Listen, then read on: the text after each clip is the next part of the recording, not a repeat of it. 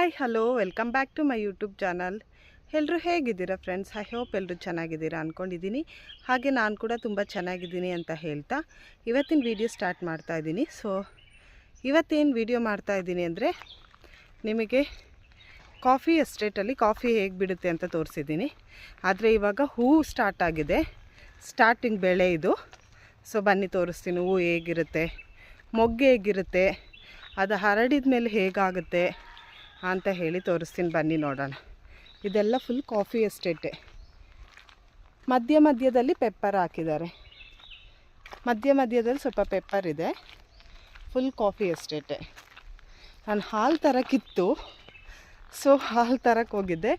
ಸ್ವಲ್ಪ ಬಿಸಿ ಇದೆ ಅಂತ ಹೇಳಿ ಅಮ್ಮ ಹಾಲು ತರ್ತೀವಲ್ಲ ಅವರು ಒಂದು ಚೊಂಬ ಅಂತ ಹೇಳ್ತೀವಿ ನಾವು, ಅದರಲ್ಲಿ ಹಾಕ್ಕೊಟ್ಟಿದ್ದಾರೆ. ಇವಾಗ ಕಾಫಿ ಹೂ ಯಾವ ರೀತಿ ಆಗಿದೆ ಅಂತ ಅದೆಲ್ಲ ಸ್ವಲ್ಪ ಬಾಡೋಗ್ಬಿಟ್ಟಿದೆ. ನಾನು ಮುಂಚೆನೇ ನಿಮಗೆ ತೋರಿಸ್ಬೇಕಿತ್ತು. ಬನ್ನಿ ನೋಡೋಣ. ಇವಾಗ ನೀವು ನೋಡ್ತಾ ಇದ್ದೀರಲ್ಲ, ಇದು ಕಾಫಿ ಗಿಡದ ಮೊಗ್ಗು. ಸೊ ಕಾಫಿ ಗಿಡದಲ್ಲಿ ಹೂ ಈ ರೀತಿ ಬಿಡುತ್ತೆ. ಫಸ್ಟು ಇದು ಮೊಗ್ಗು ಅಂತಲೇ ಹೇಳ್ಬೋದು. ಈಗ ನಾವು ನಾರ್ಮಲಾಗಿ ಮಲ್ಲಿಗೆ ಎಲ್ಲ ಹೇಗೆ ಬಿಡುತ್ತೆ ನೋಡಿ, ಅದೇ ರೀತಿ ನೀವು ಅದೇ ರೀತಿ ಅನಿಸುತ್ತೆ ನಿಮಗೆ ಇದನ್ನು ನೋಡಿದರೆ. ಆ್ಯಂಡ್ ಸ್ಟಾರ್ಟಿಂಗ್ ಮೊಗ್ಗಾಗುತ್ತೆ, ಆಮೇಲೆ ಹೂ ಬಿಡುತ್ತೆ. ಹೂ ಎಲ್ಲ ಬಿಟ್ಟು ಎಲ್ಲ ಒಣಗಿ ಆದಮೇಲೆ ಸ್ವಲ್ಪ ಮಳೆ ಬರಬೇಕು. ಮಳೆ ಬಂದಮೇಲೆ ಈಗ ಏನಿಷ್ಟು ಹೂ ಬಿಟ್ಟಿದೆ ಇದಿಷ್ಟು ಅದೇ ರೀತಿ ಕಾಫಿ ಆಗುತ್ತೆ ನೆಕ್ಸ್ಟ್ ಇಯರ್ಗೆ. ಒಂದು ವರ್ಷದ ಬೆಳೆ ಅಲ್ಲ. ಸೊ ಇವಾಗ ಹೂ ಬಿಟ್ಟರೆ ಮುಂದಿನ ವರ್ಷ ಇಷ್ಟೊತ್ತಿಗೆ ಇವರಿಗೆ ಕಾಫಿ ಬೀಜ ಬರೋದಿದು. ಇನ್ ಕೇಸ್ ಏನಾದರೂ ಮಳೆ ಬರಲಿಲ್ಲ ಅಂತೇಳಿದರೆ ಇವಾಗ ಏನು ಹೂ ಬಿಟ್ಟಿದೆ ಅದೆಲ್ಲ ವೇಸ್ಟು, ಸುಮ್ಮನೆ ಶೋಗೆ ಅಂತಲೇ ಅನ್ಕೋಬೋದು. ಮಳೆ ಬಂದಮೇಲೆ ಮತ್ತೊಂದು ಸರಿ ಹೂ ಬರುತ್ತೆ. ಹೂ ಬಂದಾಗ ಅದನ್ನು ನೀವು ಕನ್ಸಿಡರ್ ಮಾಡ್ಬೋದು ಇದು ಕಾಫಿ ಅಂತ ಹೇಳಿ. ಸೊ ಇದೆಲ್ಲ ಮಳೆ ಬರಲಿಲ್ಲ ಅಂದರೆ ವೇಸ್ಟ್. ಇವಾಗ ನೀವು ನೋಡ್ತಾ ಇದ್ದೀರಲ್ಲ, ಈ ರೀತಿ ಹೂಗಳು ಆಲ್ರೆಡಿ ಒಣಗಿದೆ ಇದು. ಆ್ಯಂಡ್ ಇನ್ನೂ ಸ್ವಲ್ಪ ಹೂ ಹಸಿ ಇದ್ದಾಗಲೇ ಅಂದರೆ ತುಂಬ ಫ್ಲವರ್ ವೈಟ್ ಇದ್ದಾಗ ತೋರಿಸ್ಬೇಕಿತ್ತು. ನಾನು ಇರಲಿಲ್ಲ 2 ಡೇಸಿಂದ, ಅಂದರೆ ಈ ಸೈಡ್ ಬಂದಿರಲಿಲ್ಲ. ಸೊ ಹಾಗಾಗಿ ನಿಮಗೆ ನಾನು ತೋರಿಸ್ಲಿಲ್ಲ. ಕಾಫಿ ಗಿಡ ಮಧ್ಯೆ ನಿಮಗೆ ಪೆಪ್ಪರ್ದು ಹಾಕಿದ್ದಾರೆ, ನೀವು ನೋಡ್ತಾ ಇರ್ಬೋದು. ಅಲ್ಲಲ್ಲೇ ಕಾಣಿಸ್ತಾ ಇದೆಯಲ್ಲ, ಇದೆಲ್ಲ ಪೆಪ್ಪರು. ಆಗ ನಿಮಗೆ ಒಂದು 7-8 ವರ್ಷದ ಹಿಂದೆ ಕಿತ್ಲೆನ ಗಿಡನೂ ಹಾಕ್ತಾಯಿದ್ರು, ಕಿತ್ಲೆನ ಮರನೂ ಹಾಕ್ತಾಯಿದ್ರು. ತುಂಬ ಅಂದರೆ ತುಂಬ ಇರ್ತಿತ್ತು ಕಿತ್ಲೆನ ಮರ. ಇವಾಗ ಕಿತ್ಲೆ ಹಣ್ಣು ಹಾಕಿದರೂ ಕೂಡ ಮಂಗಗಳೇನು ಬಿಡಲ್ಲ. ಸೊ ಹಾಗಾಗಿ ಈಗ ಆಲ್ಮೋಸ್ಟ್ ನಮ್ಮ ಕಡೆ, ನಾವಿರೋ ಕಡೆ ಕಿತ್ಲೆನ ಮರಗಳು ತುಂಬಾ ಕಮ್ಮಿ ಆಗೋಗ್ಬಿಟ್ಟಿದೆ. ಆ್ಯಂಡ್ ಇದ್ದರೂ ಕೂಡ ಅದನ್ನೇನು ನಮಗೇನು ತಿನ್ನೋಕ್ಕೆ ಸಿಕ್ಕಲ್ಲ, ಅದು ಮಂಗನೇ ಎಲ್ಲ ಹಾಳು ಮಾಡಿಬಿಡುತ್ತೆ. ಈಗೇನಿದ್ರು ಪೆಪ್ಪರ್ ಒಂದು ಜಾಸ್ತಿ ಹಾಕ್ಕೊಳ್ತಾರೆ. ಈಗ ಸ್ವಲ್ಪ ಅಡಿಕೆ ಗಿಡಗಳನ್ನ ಮಿಕ್ಸ್ ಮಾಡ್ತಾ ಇದ್ದಾರೆ ಕಾಫಿ ಎಸ್ಟೇಟ್ ಅಲ್ಲಲ್ಲೇ ಮಧ್ಯ. ಅಡಿಕೆ ಗಿಡಗಳನ್ನ ಅಂದರೆ ಮನೆ ಹತ್ರನೇ ಒಂದು 3-4 ಎಕರೆ ಇರೋರು ಆ ಥರ ಕಾಫಿ ಎಸ್ಟೇಟ್ ಮಧ್ಯ ಮೆಣಸು ಆದಮೇಲೆ ಅಡಿಕೆ ಗಿಡ ಈ ರೀತಿ ಮಾಡ್ಕೊಳ್ತಾರೆ. ಇವಾಗ ನೀವು ನೋಡ್ತಾ ಇರ್ಬೋದು, ಯಾವುದೇ ಮರ ಆಗಿರ್ಬೋದು ಅದಕ್ಕೆ ಇಲ್ಲಿ ಕಾಫಿ ಎಸ್ಟೇಟಲ್ಲಿ ಮೆಣಸು ಅಷ್ಟೇ ವರ್ಷಕ್ಕೊಂದ್ಸರಿ ಬೆಳೆಯುವಂಥ ಬೆಳೆ. ಕಾಫಿ ಸೀಸನ್ ಟೈಮಲ್ಲೇ ಮೆಣಸು ಬರೋದು, ಮೆಣಸಿರೋ ಸೀಸನಲ್ಲೇ ಕಾಫಿನೂ ಬರೋದು. ಸೇಮು ಅಂದರೆ ಒಂದು ಕಾಫಿ ಮುಗಿತಿದ್ದಾಗೆ ಮೆಣಸು ಕುಯ್ಬೇಕಾಗುತ್ತೆ, ಮೆಣಸು ಮುಗಿತಾ ಇದ್ದಾಗೆ ನೆಕ್ಸ್ಟ್ ಬೆಳೆಗೆ ಕಾಫಿ ರೆಡಿ ಆಗುತ್ತೆ ಕಾಫಿ ಗಿಡ. ಇವಾಗ ನಾನು ನಿಮಗೆ ತೋರಿಸ್ತಾ ಇರೋದು ಇದು ಕಂಪ್ಲೀಟಾಗಿ ಹೂ ಅರಳಿದಾಗ ಹೇಗೆ ಕಾಣುತ್ತೆ ಅಂತ ನೀವು ನೋಡ್ತಾ ಇರ್ಬೋದು. ಎಷ್ಟು ಚೆನ್ನಾಗಿರುತ್ತೆ ಗೊತ್ತಾ. ಇದೊಂದು ಮಲ್ಲಿಗೆ ಸ್ಮೆಲ್ ಬರುತ್ತೆ, ಈ ಕಡೆ ಬರೋಕ್ಕೆ ಆಗಲ್ಲ, ಅಷ್ಟು ಒಂದು ಸ್ಮೆಲ್ ಇರುತ್ತೆ. ತುಂಬ ಅಂದರೆ ತುಂಬಾ ಚೆನ್ನಾಗಿರುತ್ತೆ. ಗಿಡಗಳೆಲ್ಲ ನೋಡೋಕ್ಕೇ ಖುಷಿಯಾಗುತ್ತೆ. ಸ್ವಲ್ಪ ಬಿಸಿಲಿರೋದ್ರಿಂದ ನಿಮ್ಗೆ ಅಷ್ಟು ಕ್ಲೀನಾಗಿ ಕಾಣ್ತಾ ಇಲ್ಲ ಅಂದ್ಕೊಳ್ತೀನಿ. ಅಲ್ಲೆಲ್ಲ ಒಂದು 7-8 ಎಕರೆ ಇರುತ್ತಲ್ಲ, ನೀವು ಹಿಂಗೆ ಡೈರೆಕ್ಟಾಗಿ ನೋಡಿದರೆ 7-8 ಎಕರೆನೂ ಇದೇ ರೀತಿ ವೈಟ್ಗೆ ಫುಲ್ಲು ಹೂ ಗಾರ್ಡನ್ ಥರ ಅನಿಸುತ್ತೆ. ತುಂಬಾ ಚೆನ್ನಾಗಿರುತ್ತೆ. ಯಾವುದೋ ಒಂದು ಫ್ಲವರ್ ಶೋಗೆ ಹೋಗಿದ್ದೀವಿ ಅಂತ ಅನ್ಕೋಬೋದು, ಅಷ್ಟು ಚೆನ್ನಾಗಿ ಅನಿಸುತ್ತೆ ನಿಮಗೆ. ಜಸ್ಟ್ ನಾನು ನಿಮಗೆ ಮುಂದೆ ತೋರಿಸ್ತಾ ಇದ್ದೀನಿ ನೋಡಿ, 1-2 ಗಿಡ ಎಷ್ಟು ಹೂಗಳು ಬಿಟ್ಟಿದೆ ನೋಡಿ. ಇಲ್ಲೆಲ್ಲ ಕ್ಲೀನಾಗಿ ಝೂಮಾಗಿ ತೋರಿಸ್ತಾ ಇದ್ದೀನಿ. ನನ್ನ ಕೈಲಿ ಎಷ್ಟು ಸಾಧ್ಯನೋ ಅಷ್ಟು ಝೂಮಾಗಿ ತೋರಿಸ್ತಾ ಇದ್ದೀನಿ. ಆ್ಯಂಡ್ ತುಂಬ ಜನಕ್ಕೆ ಇದೆಲ್ಲ ಗೊತ್ತೇ ಇರಲ್ಲ, ಸೊ ನೋಡಿರಲ್ಲ. ನಾನು ನೋಡಿರಲಿಲ್ಲ. ನಾನು ಮದುವೆ ಆಗಿ ಬಂದಮೇಲೆ ಇದೇ ಫಸ್ಟ್ ಟೈಮು, ಅಂದರೆ ಮದುವೆ ಆಗಿ ಬಂದಾಗ ನಾನು ಅದೇ ಫಸ್ಟ್ ಟೈಮ್ ನೋಡಿದ್ದು. ತುಂಬಾ ಚೆನ್ನಾಗಿರುತ್ತೆ, ಫ್ಲವರ್ ಶೋಗಿಂತನೂ ತುಂಬಾ ಚೆನ್ನಾಗಿರುತ್ತೆ ಅಂತಲೇ ಹೇಳ್ಬೋದು. ಅಷ್ಟು ಚೆನ್ನಾಗಿ ಕಾಣ್ತಾ ಇರುತ್ತೆ ಅದು. ಆ್ಯಂಡ್ ನೀವು ಮೊಬೈಲಲ್ಲಿ ನೋಡೋಕ್ಕಿಂತನೂ ಲೈವಾಗಿ ನೋಡಿದರೆ ಇನ್ನೂ ತುಂಬ ಚೆನ್ನಾಗಿ ಅನಿಸುತ್ತೆ. ಆ್ಯಂಡ್ ಅಷ್ಟು ಹೂಗಳೆಲ್ಲ ಬಿಟ್ಟಿರುತ್ತೆ. ನೋಡೋಕೆ ಏನೋ ಒಂಥರ ಖುಷಿಯಾಗಿರುತ್ತೆ. ಮನಸ್ಸಿಗೆ ಬೇಜಾರಾದಾಗ ಒಂದು ಸಾರಿ ಹೀಗೆ ಬಂದು ಹೋಗ್ತಾ ಇರ್ತೀನಿ ನಾನು. ಆ್ಯಂಡ್ ತುಂಬ ಚೆನ್ನಾಗಿದೆ ನೋಡೋಕ್ಕೆ. ಕಾಫಿ ನನಗೆ ತುಂಬಾ ಇಷ್ಟ ಅಂತಲೇ ಹೇಳ್ಬೋದು. ಆದರೆ ಕಾಫಿ ಎಸ್ಟೇಟ್ ನಾನು ಯಾವತ್ತೂ ನೋಡಿರಲಿಲ್ಲ ಹೇಗಿರುತ್ತೆ ಅಂತೇಳಿ. ಇಲ್ಲಿಗೆ ಬಂದಮೇಲೆ ಅದು ಆಯಿತು. ಆ್ಯಂಡು ಆ ಪ್ರೊಸೆಸ್ ಎಲ್ಲ ಹೇಗಿರುತ್ತೆ ಅಂತಲೂ ಗೊತ್ತಿರಲಿಲ್ಲ. ಸೊ ಇಲ್ಲಿಗೆ ಬಂದಮೇಲೆ ಆ ಪ್ರೊಸೆಸ್ ಹೇಗಿರುತ್ತೆ ಅಂತಲೂ ನೋಡಿದೆ. ಆ್ಯಂಡ್ ಇವಾಗ ಆಲ್ಮೋಸ್ಟ್ ಕಾಫಿ ಎಸ್ಟೇಟ್ ಬಗ್ಗೆ ಕೆಲವೊಂದೆಲ್ಲ ಗೊತ್ತು. ಯಾರು ಏನೇ ಕೇಳಿದ್ರು ಅಟ್ಲೀಸ್ಟ್ ಬೇರೆಯವ್ರಿಗೆ ಹೇಳೋಷ್ಟು ಇನ್ಫಾರ್ಮೇಷನ್ ಆದ್ರೂ ನಾನಿವಾಗ ಕಲ್ತ್ಕೊಂಡಿದ್ದೀನಿ. ಕೆಲವೊಂದು ಏನಾದ್ರು ನಾನು ಬೈ ಮಿಸ್ಟೇಕಾಗಿ ಮಾತಾಡಿದರೆ ಅಥವಾ ನಿಮಗೇನಾದರೂ ಅದ್ರ ಬಗ್ಗೆ ಗೊತ್ತಿದ್ದರೆ ನೀವು ಕೆಳಗೆ ಕಮೆಂಟ್ಸ್ ಬಾಕ್ಸಲ್ಲಿ ತಿಳಿಸ್ಬೋದು. ಆಡ್ಕೊಳ್ಳೋ ರೀತಿ ಅಲ್ಲ, ಅದನ್ನೊಂದು ಜಸ್ಟ್ ಇನ್ಫಾರ್ಮೇಷನ್ ರೀತಿ ನೀವು ಹೇಳ್ಬೋದು. ಹಾಗೆಯೇ ನಾನಿಲ್ಲಿ ಮನೆ ಹತ್ರ ಬಂದೆ. ಇಲ್ಲಿ ನೋಡ್ತಾ ಇದ್ದೀರಲ್ಲ, ದುಂಡು ಮಲ್ಲಿಗೆ ಹೂವು ಬಿಟ್ಟಿದೆ. ಈ ಸೀಸನಲ್ಲಿ ಆ ಹೂ ಸ್ಮೆಲ್ಲೇ ತಡ್ಕೊಳಕ್ಕಾಗಲ್ಲ. ಈ ಹೂ ಸ್ಮೆಲ್ ಹೇಗೆ ತಡ್ಕೊಳ್ಳೋದು?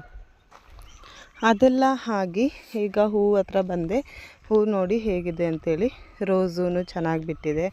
ಆ್ಯಂಡ್ ಮಾವಿನಕಾಯಿನೂ ಬಿಡ್ತಾ ಇದೆ. ನೀವು ನೋಡ್ತಾ ಇರ್ಬೋದು, ಇಲ್ಲಿ ಕಾಣಿಸ್ತಾ ಇದೆ. ತುಂಬ ಚಿಕ್ಕ ಚಿಕ್ಕದು ಇವಾಗ ಬಿಡ್ತಾ ಇದೆ. ಮಾವಿನಕಾಯಿ ಕಾಣಿಸ್ತಾ ಇದೆ ಅಂದ್ಕೊಂಡಿದ್ದೀನಿ.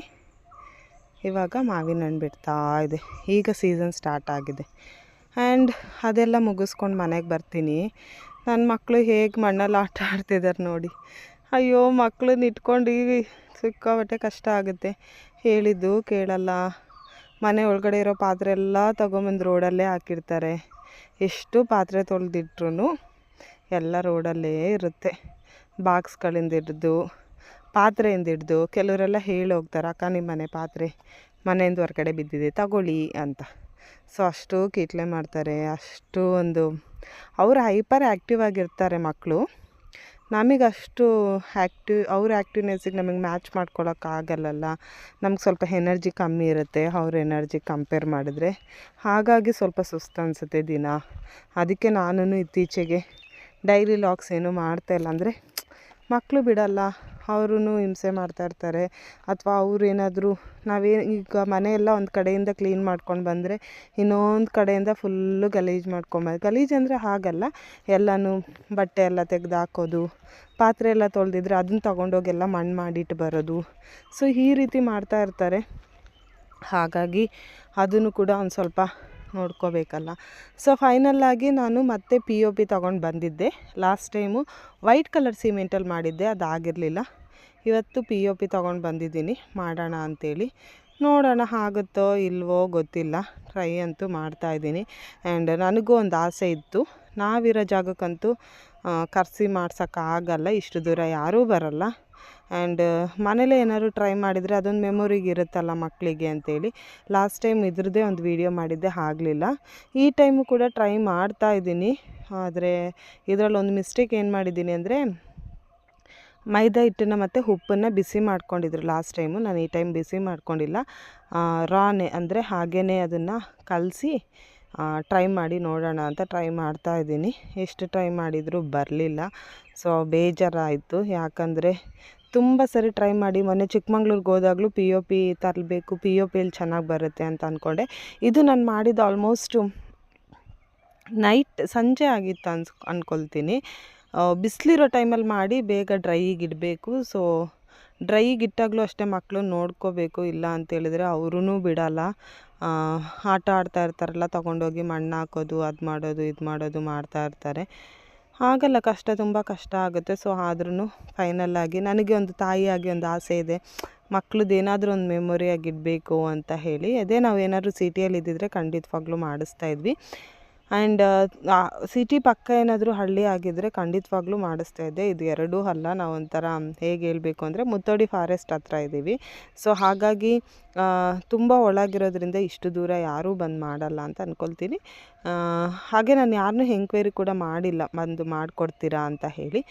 ಸೊ ನಾನು ಹಾಗೆ ಅಂದ್ಕೊಂಡೆ ಯಾರೂ ಬಂದು ಮಾಡಲ್ಲ ಅಂಥೇಳಿ. ಸೊ ಹಾಗಾಗಿ ನಾನೇ ಮನೇಲಿ ಟ್ರೈ ಮಾಡ್ತಾಯಿದ್ದೀನಿ. ಇದೇ ಲಾಸ್ಟು, ಮತ್ತೆ ಟ್ರೈ ಮಾಡಲ್ಲ. ಆದರೂ ಒಂದು ಆಸೆ ಇದೆ, ಇದಾದಮೇಲೆ ಇನ್ನೊಂದು ಸರಿ ಯಾವಾಗಲಾದರೂ ಸಪ್ರೇಟಾಗಿ ಕುತ್ಕೊಂಡು ಅದನ್ನು ವೀಡಿಯೋ ಮಾಡಲ್ಲ. ಯಾಕಂದರೆ ಈಗಲೇ ಆಲ್ರೆಡಿ 2 ಟೈಮ್ಸ್ ವೀಡಿಯೋ ಮಾಡಿಬಿಟ್ಟಿದ್ದೀನಿ, ನಿಮಗೂ ನೋಡಿ ಬೇಜಾರಾಗಿರುತ್ತೆ. ಸೊ ಹಾಗಾಗಿ ಇದನ್ನು ಚೆನ್ನಾಗಿ ನಾದ್ಕೊಳ್ತಾ ಇದ್ದೀನಿ. ಯಾಕಂದರೆ ನಾವು ಅದನ್ನು ಕೈಯ ಚೇನ್ ತೊಗೊಳ್ತೀವಿ, ಅದು ಇದಕ್ಕೆ ಸ್ಟಿಕ್ಕಿ ಆಗುತ್ತೆ, ಹಂಗೆ ಅಂಟ್ಕೊಂಡ್ಬಿಡುತ್ತೆ ಕೈಗೇ. ಸೊ ಹಾಗಾಗಿನೇ ನಾನು ಚೆನ್ನಾಗಿ ನಾದ್ಕೊಳ್ತಾ ಇದ್ದೀನಿ.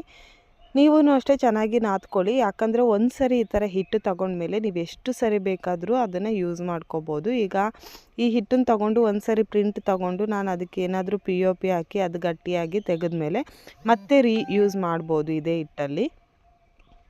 ಆದಷ್ಟು ಇದನ್ನು ಚೆನ್ನಾಗಿ ನಾದ್ಕೊಳ್ಳಿ. ಗಟ್ಟಿ ಏನಾದರೂ ಆಗಿಬಿಟ್ರೆ ಚೆನ್ನಾಗಾಗಲ್ಲ. ಸೊ ಮಕ್ಕಳು ಕೈ ಹಚ್ಚಿ ಎಲ್ಲ ತಗೊಳ್ಳೋದಲ್ಲ, ಅವರೂ ಹೇಗೆ ಬೇಕು ಹಾಗೆ ಪ್ರೆಸ್ ಮಾಡ್ತಾ ಇರ್ತಾರೆ. ಆ್ಯಂಡ್ ಹಾಗಾಗಿ ಆದಷ್ಟು ಎಷ್ಟಾಗುತ್ತೋ ಅಷ್ಟು ಚೆನ್ನಾಗಿ ನಾದ್ಕೊಳ್ಳಿ. ಒಂದು 5 ನಿಮಿಷ, ಒಂದು 10 ನಿಮಿಷ ಬಿಡೋದಾದ್ರೂ ಯಾವುದಾದ್ರೂ ಒಂದು ಬೌಲಲ್ಲಿ ಹಾಕಿ ಚೆನ್ನಾಗಿ ಒಂದು 10 ನಿಮಿಷ ನೆನೆಯೋಕ್ಕೆ ಬಿಡಿ. ಸಾಫ್ಟ್ ಆಗುತ್ತೆ, ಆವಾಗ ಮಾಡೋಕ್ಕೂ ಚೆನ್ನಾಗಾಗುತ್ತೆ. ಇದನ್ನು ನಾವು ಅಂದರೆ ಕೈ ಹಚ್ಕೊಡೋಕ್ಕೂ ಮುಂಚೆ ಮಗು ಕೈಗೆ ಎಣ್ಣೆ ಹಚ್ಕೊಳ್ಳಿ. ಅದಂತೂ ತುಂಬಾ ಹಚ್ಕೊಳ್ಳೇಬೇಕಾಗಿರೋದು. ಯಾಕಂದರೆ ಇಲ್ಲ ಅಂದರೆ ಅದೆಲ್ಲ ಫುಲ್ಲು ಕೈಗೆ ಅಂಟ್ಕೊಂಡ್ಬಿಡುತ್ತೆ. ಸೊ ಅದಕ್ಕಾಗಿ ಅಂತೂ ಇಂತೂ ಹರಸಾಹಸ ಪಟ್ಟು ನನ್ನ ಮಗಳು ಕೈ ಹಚ್ಚನ್ನು ತೊಗೊಂಡೆ, ತುಂಬ ಚೆನ್ನಾಗಿ ಬಂದಿದೆ. ಸೊ ನಾನು ಹಾಗೋಗಿ ಈಗ ಬರೋಷ್ಟೊತ್ತಿಗೆ ನನ್ನ ಮಗಳು ಅದನ್ನು ಹಾಳೆ ಮಾಡಿಬಿಟ್ಟಿದ್ಲು. ಆದ್ರೂ ಏನೋ ಟ್ರೈ ಮಾಡೋಣ ಅಂತ ಹೇಳಿ ನೀವು ನೋಡ್ತಾ ಇರ್ಬೋದು, ಒಂಚೂರು ಈ POP ಹೊರಗಡೆ ಇಟ್ಟಿದ್ದೆ, ಮನೆಯಿಂದ ಹೊರಗಡೆ ಮಕ್ಕಳು ಇರೋದ್ರಿಂದ. ಸೊ ಅದನ್ನು ತೊಗೊಂಡು ಬರೋಣ ಅನ್ನೋಷ್ಟೊತ್ತಿಗೆ ನನ್ನ ಮಗಳು ಹಾಳೆ ಮಾಡಿಬಿಟ್ಟಿದ್ಲು, ಅಂದರೆ ಅದರಿಂದ ಸ್ವಲ್ಪ ತೆಗೆದುಬಿಟ್ಟಿದ್ಲು. ಆದ್ರೂ ಟ್ರೈ ಮಾಡಿ ನೋಡೋಣ ಅಂತ ಹೇಳಿ ಟ್ರೈ ಮಾಡಿದೆ. ಚೆನ್ನಾಗಿ ಬಂತು ಅಂತಲೇ ಹೇಳ್ಬೋದು. ಆದರೆ ನಾನು ಅದೇ ಹೇಳ್ದಾಗೆ ಬಿಸಿಲಿರೋ ಟೈಮಲ್ಲಿ ಮಾಡಬೇಕಿತ್ತು. ಒಂದು ಸ್ವಲ್ಪ ಇದು ನೆರಳಾಯ್ತಲ್ಲ, ಅಂದರೆ ರಾತ್ರಿ ಈವ್ನಿಂಗ್ ಟೈಮ್ ಆಗಿತ್ತಲ್ಲ, ಆವಾಗೇನಾಯಿತು, ಅದು ಡ್ರೈ ಆಗೋಕ್ಕೆ ತುಂಬ ಟೈಮ್ ತೊಗೊಳ್ತು. ನನ್ನ ಮಕ್ಕಳು ಬಿಡಲಿಲ್ಲ, ಅದನ್ನು ತೊಗೊಂಡು ಆಟ ಆಡೋಕ್ಕೆ ಸ್ಟಾರ್ಟ್ ಮಾಡಿದ್ರು. ಸ್ವಲ್ಪ POP ತೊಗೊಂಡು ಅದಕ್ಕೆ ನೀರು ಹಾಕಿ ಚೆನ್ನಾಗಿ ಮಿಕ್ಸ್ ಮಾಡಿ ಇದನ್ನು ನಾನೇನು ಕೈ ಹಚ್ಚಿ ತೊಗೊಂಡಿದ್ದೀನಿ ಅದಕ್ಕೆ ಹಾಕ್ಕೊಂಡಿದ್ದೀನಿ. ಬೇಗ ಹಾಕ್ಕೊಳ್ಬೇಕು, ಇಲ್ಲಾಂದರೆ ಅದು ಬೇಗನೆ ಡ್ರೈ ಆಗೋಗ್ಬಿಡುತ್ತೆ. ಆ್ಯಂಡ್ ಚೆನ್ನಾಗೇ ಬರುತ್ತೆ ಅಂತ ಒಂದು ಕಾನ್ಫಿಡೆಂಟ್ ಬಂತು. ನೆಕ್ಸ್ಟ್ ಟೈಮ್ ಯಾವಾಗಲಾದ್ರೂ ಖಂಡಿತವಾಗ್ಲೂ ಟ್ರೈ ಮಾಡಿ ಫೋಟೋ ಫ್ರೇಮ್ ಮಾಡಿಸಿ ನಿಮಗೆ ತೋರಿಸ್ತೀನಿ. ಯಾಕಂದರೆ ಹಾಗೆ ತೋರಿಸಲ್ಲ. ತುಂಬ ಸರಿ ನಾನು ಇದನ್ನು ತೋರಿಸಿದ್ದೀನಿ, ಲಾಸ್ಟ್ ವಿಡಿಯೋದಲ್ಲೂ ನಾನು ನಿಮಗೆ ತೋರಿಸಿದ್ದೀನಿ. ಅದು ಏನೋ ಗೊತ್ತಿಲ್ಲ, ವಿಡಿಯೋ ಮಾಡ್ತಾ ಇರೋದಕ್ಕೋ ಅಥವಾ ನನಗೆ ಮಾಡೋಕ್ಕೆ ಬರದೇ ಇರೋದಕ್ಕೋ ಚೆನ್ನಾಗೇ ಬರ್ತಾಯಿಲ್ಲ. ಕೈ ಅವಳದು ಅಚ್ಚು ನೀವು ನೋಡ್ತಾ ಇದ್ದೀರಲ್ಲ, ಪ್ರಿಂಟ್ ಕೈದು ತುಂಬಾ ಚೆನ್ನಾಗಿ ಬಂದಿದೆ. ಆ್ಯಂಡ್ ಮಾಡ್ಬೋದು ಅಂತಲೇ ಹೇಳ್ಬೋದು. ಅದಾದಮೇಲೂ ಕೂಡ ಅದು ಪ್ರಿಂಟ್ ಏನು ತೆಗೆದೆ ನೋಡಿ, ಅದು ಕೂಡ ತುಂಬಾ ಚೆನ್ನಾಗಿ ಬಂದಿತ್ತು. ಹೀಗೆ ಫೈನಲ್ಲಾಗಿ ಎಲ್ಲನೂ ಮುಗಿಸಿ ಮನೇಲಿ ಒಂದು ಸ್ವಲ್ಪ ಅದು ಇದು ಕೆಲಸ ಇರುತ್ತಲ್ಲ, ಇವತ್ತು ಯಾಕೋ ಜಾಮೂನ್ ತಿನ್ನಬೇಕು ಅಂತ ಅನ್ನಿಸ್ತಾ ಇತ್ತು. ತುಂಬ ಸ್ಟಮಕ್ ಪೇಯ್ನ್ ಇತ್ತು. ಇದೊಂದು ಟಿಪ್ಸ್ ಹೇಳ್ತೀನಿ, ನಿಮಗೂ ಯೂಸ್ ಆಗ್ಬೋದು, ಹೆಣ್ಮಕ್ಳಿಗೆ ಎಕ್ಸ್ಪೆಷಲಿ. ಪೀರಿಯಡ್ಸ್ ಆದಾಗ ಪೇಯ್ನ್ ಬರುತ್ತೆ ನೋಡಿ, ಬ್ಯಾಕ್ ಪೇಯ್ನು ಅಥವಾ ಸ್ಟಮಕ್ ಪೇಯ್ನು, ಆವಾಗ ಜಾಮೂನ್ ಮಾಡ್ಕೊಂಡು ತಿನ್ನಬೇಕಂತೆ, ತುಂಬಾ ಒಳ್ಳೆಯದಂತೆ. ಆ್ಯಂಡ್ ಒಳ್ಳೆಯದು ಅನ್ನೋದಕ್ಕಿಂತ ನಿಮಗೆ ಪೇಯ್ನ್ ಕಮ್ಮಿ ಆಗುತ್ತೆ ಅಂತ ಹೇಳ್ತಾರೆ. ಸೊ ನನಗೂ ಯಾರೋ ಹೀಗೆ ಹೇಳಿದರು, ಹಾಗಾಗಿ ಇವತ್ತು ಜಾಮೂನ್ ಮಾಡೋಣ ಅಂತ ಅಂದ್ಕೊಂಡಿದ್ದೀನಿ. ನೋಡೋಣ, ಫಸ್ಟ್ ಜಾಮೂನ್ ಮಾಡೋಣ ಬನ್ನಿ. ಇವಾಗ ನಾನು ಇದಕ್ಕೆ ಕಂಪ್ಲೀಟಾಗಿ ಎಲ್ಲ ಫಿಲ್ ಮಾಡಿದ್ದೀನಿ ನೋಡಿ. ಈಗ ನಾನು ತೋರಿಸ್ತಾ ಇದ್ದೀನಲ್ಲ, ಈ ಪೋರ್ಷನಲ್ಲಿ ನನ್ನ ಮಗಳು ಆಲ್ರೆಡಿ ತೆಗೆದುಬಿಟ್ಟಿದ್ದಾಳೆ ಮುಕ್ಕಾಲು ಭಾಗ. ಅವಳಿಗೆ ಆಟ ಆಡೋಕ್ಕೆ ಬೇಕಿತ್ತು ಅಂಥೇಳಿ ಇದನ್ನು ನಾನು ಒಂದು ಸ್ವಲ್ಪ ಡ್ರೈ ಮಾಡೋಕ್ಕಿಡ್ತೀನಿ. ನಾಳೆ ಬೆಳಗ್ಗೆ ಒಂದು ಸರಿ ಇದನ್ನು ಟ್ರೈ ಮಾಡಿ ನೋಡ್ತೀನಿ. ಯಾಕಂದರೆ ಈಗ ಬಿಸಿಲಿಲ್ಲದೆ ಇರೋ ಕಾರಣ ಇದು ಡ್ರೈ ಆಗೋಕ್ಕೆ ತುಂಬ ಟೈಮ್ ಹಿಡಿಯುತ್ತೆ. ಸೊ ಅದೇ ಹಿಟ್ಟನ್ನು ರೀಯೂಸ್ ಮಾಡೋದ್ರಿಂದ ಕೂಡ ತುಂಬಾ ಟೈಮ್ ಹಿಡಿಯುತ್ತೆ. ಅಷ್ಟು ಟೈಮ್ ಇಲ್ಲ ನನ್ನ ಹತ್ರ. ನನಗಂತೂ ಫಸ್ಟ್ ಆಫ್ ಆಲ್ ತಾಳ್ಮೆನೇ ಕಮ್ಮಿ, ತಾಳ್ಮೆ ಅನ್ನೋದಿಲ್ಲ. ಅಂಥದ್ರಲ್ಲಿ ಅಷ್ಟೊತ್ತೆಲ್ಲ ಕಾಯೋಕ್ಕಾಗಲ್ಲ. ನೋಡೋಣ, ಟ್ರೈ ಮಾಡ್ತೀನಿ. ಆ್ಯಂಡ್ ಬನ್ನಿ ಇವಾಗ ಗುಲಾಬ್ ಜಾಮೂನ್ ಮಾಡೋಣ. ಸೊ ಇವಾಗ ಗುಲಾಬ್ ಜಾಮೂನ್ ಪ್ಯಾಕೆಟ್ ತೊಗೊಬಂದಿದ್ದೀನಿ. ಇದೊಂದು 20 ರುಪೀಸ್, 40 ರುಪೀಸ್ ಅಷ್ಟೇ. ಒಂದು ಪ್ಯಾಕೆಟ್ 20 ರುಪೀಸು. ಜಾಸ್ತಿ ಬೇಡ, ಯಾರೂ ಈ ಟೈಮಲ್ಲಿ ತಿನ್ನಲ್ಲ ಮನೇಲಿ. ಸ್ವೀಟ್ಸು ಆಗಿರ್ಬೋದು ಅಥವಾ ನಾನ್ ವೆಜ್ ಆಗಿರ್ಬೋದು, ಏನು 40 ಡೇಸ್ ನಮ್ಮ ಮನೇಲಿ ತಿನ್ನಲ್ಲ ಅಂತ ಅಂದ್ಕೊಂಡಿದ್ದೀವಿ. ನೋಡೋಣ. ಆ್ಯಂಡ್ ಇವಾಗ ಈ ಗುಲಾಬ್ ಜಾಮೂನ್ ಮಾಡೋಣ ಅಂತ ಅಂದ್ಕೊಂಡೆ, ಒಂದು ಸ್ವಲ್ಪ ನನಗೆ ಆಗೋಷ್ಟು. ಇವಾಗ ನಾನು ಆ ಪ್ಯಾಕೆಟ್ ಓಪನ್ ಮಾಡಿದ ಮೇಲೆ ಒಂದು ಪ್ಯಾಕೆಟಲ್ಲಿ ನನಗಿಷ್ಟು ಸಿಕ್ಕಿದೆ. ಓಕೆ, ಇದರಲ್ಲಿ ಮನೆಗೆಲ್ಲರಿಗೂ ಆಗುತ್ತೆ. ನನ್ನ ಮಗ ನನಗೆ ಬಿಡ್ತಾನೆ ಇಲ್ಲ, ಆದ್ರೂ ನಾನು ನೋಡಿ ಈ ರೀತಿ ಮಾಡಿಟ್ಟಿದ್ದೀನಿ. ನೀವು ಮಾಡಬೇಕಾದ್ರೆ ಈ ಬಾಲ್ ಮಾಡಬೇಕಾದ್ರೆ ಈ ರೀತಿ ಗ್ಯಾಪ್ ಇರಬಾರ್ದು. ಕ್ಲೀನಾಗಿ ರೌಂಡ್ ಶೇಪಲ್ಲಿ ಮಾಡಿ. ನೋಡಿ, ಮಲಗಿದ್ದ, ಎದ್ದು ಬಂದಿದ್ದಾನೆ. ಇವಾಗ ಅವ್ನು ನನ್ನ ಮೇಲೆ ಕುತ್ಕೊಂಡಿದ್ದಾನೆ, ಸೊಂಟದ ಮೇಲೆ, ಕೆಳಗೆ ಇಳಿತಾ ಇಲ್ಲ. ಸೊ ಹಾಗಾಗಿ ಅವ್ನು ಎತ್ಕೊಂಡೇ ಮಾಡ್ತಾಯಿದ್ದೀನಿ. ನಾನು ಆಗಲೇ ಹೇಳ್ದಾಗೆ ಮಕ್ಕಳಿದ್ದಾಗ ಎಣ್ಣೆ ಮುಂದೆ ಎಲ್ಲ ಹೋಗಬೇಡಿ, ತುಂಬಾ ಡೇಂಜರು. ಸೊ ನಾನು ಹಾಗಾಗಿ ಅವನ್ನ ಎತ್ಕೊಂಡು ಒಂದೇ ಕೈಯಲ್ಲಿ ಇದು ಬೌಲ್ ರೌಂಡ್ ಮಾಡಿದ್ದೀನಿ. ಸೊ ಅದಕ್ಕೆ ಸ್ವಲ್ಪ ಅದು ಗ್ಯಾಪ್ ಬಂದಿದೆ. ಮತ್ತು ಅದು ಸಿಡಿದ್ರೆ ಕಷ್ಟ ಆಗುತ್ತೆ. ಹಾಗಾಗಿ ನಾನು ಸ್ವಲ್ಪನೇ ಎಣ್ಣೆ ಹಾಕ್ಕೊಂಡು ಇದನ್ನು ಎಣ್ಣೆ ಒಳಗಡೆ ಹಾಕಿಬಿಟ್ಟು ದೂರ ನಿಂತ್ಕೊಂಡಿದ್ದೀನಿ. ಇವಾಗ ಗುಲಾಬ್ ಜಾಮೂನ್ ಎಲ್ಲ ಮಾಡಾಯಿತು. ಮಾಡಾದಮೇಲೆ ನಾನು ಬೆಳಗ್ಗೆನೇ ಪಾಕ ಮಾಡಿಟ್ಕೊಂಡಿದ್ದೆ. ಸೊ ಅದಕ್ಕೆ ನಾನಿವಾಗ ಡಿಪ್ ಮಾಡ್ತಾಯಿದ್ದೀನಿ. ಸಂಜೆ ಟೈಮ್ ತಿನ್ನೋಣ, ಮನೇಲಿ ಎಲ್ಲರೂ ಇರ್ತಾರೆ. ಒಬ್ಬರೇ ತಿನ್ನೋದಕ್ಕಿಂತ ನಮ್ಮದು ಜಾಯಿಂಟ್ ಫ್ಯಾಮಿಲಿ, ಎಲ್ಲರೂ ಒಟ್ಟಿಗೆ ಕುತ್ಕೊಂಡು ತಿನ್ನೋದು ತುಂಬಾ ಖುಷಿ ಕೊಡುತ್ತೆ. ಆ್ಯಂಡ್ ಇದನ್ನು ನೀವು ತುಂಬ ಬಿಸಿಯಲ್ಲಿ ಬಾಯ್ಲ್ ಮಾಡಬೇಡಿ, ಆದಷ್ಟು ಸ್ಲೋ ಫ್ಲೇಮಲ್ಲಿ ಇಟ್ಕೊಂಡೆ ಬಾಯ್ಲ್ ಮಾಡಿ, ಆವಾಗ ಒಳಗೆಲ್ಲ ಕ್ಲೀನಾಗಿ ಬಾಯ್ಲ್ ಆಗಿರುತ್ತೆ. ಸೊ ಫೈನಲ್ಲಾಗಿ ಗುಲಾಬ್ ಜಾಮೂನ್ ರೆಡಿ ಆಗಿದೆ. ತಿನ್ನೋದಷ್ಟೇ ಬಾಕಿ. ಸಂಜೆ ಕಾಫಿ ಟೈಮಿಗೆ ಕಾಫಿ ಕುಡಿತಾರಲ್ಲ, ಆ ಟೈಮಲ್ಲಿ ಎಲ್ಲರಿಗೂ ಒಂದೊಂದು ಕೊಟ್ಟು ತಿಂದರೆ ಚೆನ್ನಾಗಿ ಅನಿಸುತ್ತೆ ಅಂತೇಳಿ ಹಾಗೆ ಇಟ್ಟಿದ್ದೀನಿ. ಸೊ ಇವತ್ತಿನ ವಿಡಿಯೋ ಇದಾಗಿತ್ತು. ನಿಮಗೂ ಇಷ್ಟ ಆಯಿತು ಅಂದ್ಕೊಳ್ತೀನಿ. ಇಷ್ಟ ಆಗಿದ್ರೆ ಪ್ಲೀಸ್ ದಯವಿಟ್ಟು ಲೈಕ್ ಮಾಡಿ, ಶೇರ್ ಮಾಡಿ, ಕಮೆಂಟ್ಸ್ ಮಾಡಿ, ಹಾಗೆ ಪಕ್ಕದಲ್ಲಿರೋ ಬೆಲ್ ಐಕನ್ ಕ್ಲಿಕ್ ಮಾಡಿ, ಸೊ ದಟ್ ನಾನು ನೆಕ್ಸ್ಟ್ ಮಾಡೋ ವಿಡಿಯೋ ನಿಮಗೆ ನೋಟಿಫಿಕೇಷನ್ ಬರುತ್ತೆ. ಸೊ ನನ್ನಿಂದ ಏನಾದರೂ ನಿಮಗೆ ಈ ವಿಡಿಯೋದಲ್ಲಿ ಬೇಜಾರಾಗಿದ್ದರೆ ಅಥವಾ ತುಂಬ ಮಾತಾಡಿದೆ ಅನಿಸಿದ್ರೆ ದಯವಿಟ್ಟು ಕ್ಷಮಿಸಿ.